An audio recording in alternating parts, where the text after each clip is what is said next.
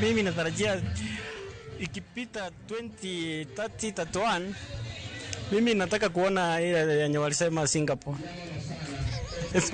Kenya iende Singapore, hiyo ndio maendeleo peke yake.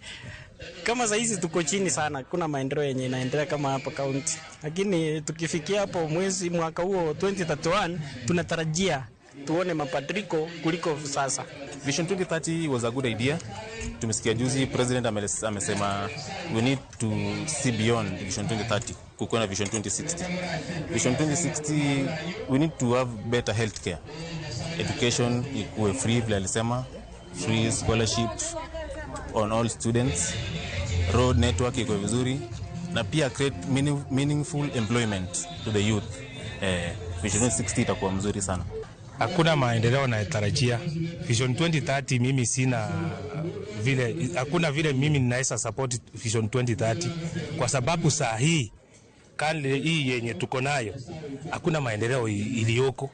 Sasa nianze kusema kitu yenye sitakuwa nikiona hiyo kesho, siwezi pangia. Wacha nipange leo, nijue leo ndio niko na uhai, niko na afya mzuri, na hiyo ya 2030 labda itakapofika hiyo age basi wenye watakuweko watapanga. Kwa sababu kama saa hii unaona maisha ni ngumu, hata transport peke yake, mtu kuchinunulia dawa mwenye ameenda hospitali, hiyo SHA yenye tunaambiwa inafanya na haifanye, kwa sababu iwezi nunulia mtu.